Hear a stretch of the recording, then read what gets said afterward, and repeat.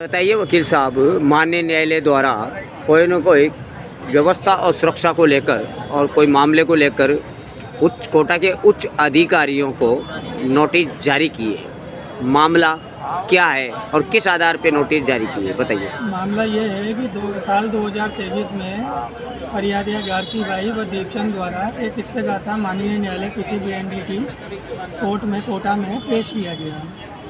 जो आईजी साहब के विरुद्ध था, एसपी साहब के विरुद्ध था, एडिशनल एसपी, सीओ व थानाधिकारी आरकेपुरम, थानाधिकारी उद्योगनगर थाना व अन्य आला अधिकारियों के खिलाफ पीसीबीएनडीटी कोर्ट में गारसी भाई द्वारा पेश किया गया, जिसमें माननीय न्यायालय पीसीबीएनडीटी द्वारा अभियोजन स्वीकृति लाने का इनके सामने एक आदेश पारित किया गया साल 2023 में। उस आदेश से व्यतीत होकर न तो इनके इस्तेगासे पे आगे कार्रवाई बढ़ी, आज भी वो वस्तुस्थिति सिर्फ अभियोजन स्वीकृति के संबंध में ही माननीय न्यायालय में इनका परिवाद लंबित है। उस संबंध से व्यतीत होकर हमारे द्वारा माननीय न्यायालय डीजे कोर्ट में एक अपील प्रस्तुत की गई, जिसमें सभी आईजी साहब से लेकर सभी उनके आला अधिकारियों को पक्षकार बनाया गया, जिस संबंध में डीजे साहब द्वारा वो फाइल स्थानांतरित करते हुए एडीजे 3 को भेजी गई। दिनांक 5 जुलाई 2025 को माननीय न्यायालय द्वारा एडमिशन के लिए उसके बहस सुनी गई। माननीय न्यायालय द्वारा ये माना गया कि पुलिस द्वारा अगर अपना आधिकारिक कृत्य अगर नहीं किया जाता है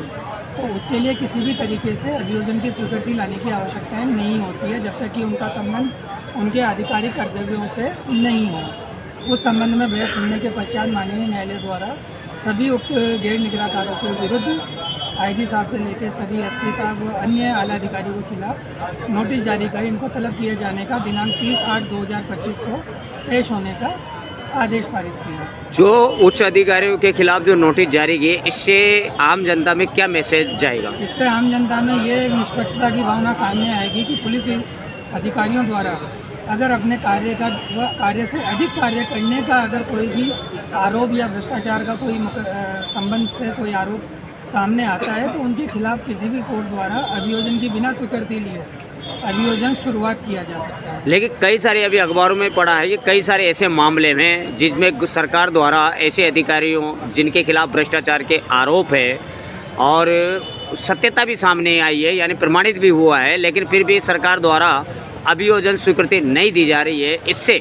क्या फर्क पड़ता है? अभियोजन स्वीकृति के लिए दो माध्यम होते हैं, या तो आप सचिवालय गृह मंत्रालय को आप प्रार्थना पत्र देकर अभियोजन की स्वीकृति आप मांग सकते हैं, लेकिन अगर प्रार्थना पत्र देने की दिनांक तारीख से अगर अभियोजन की स्वीकृति आपको 120 दिन के अंदर अंदर नहीं मिलती है तो उसको माननीय न्यायालय द्वारा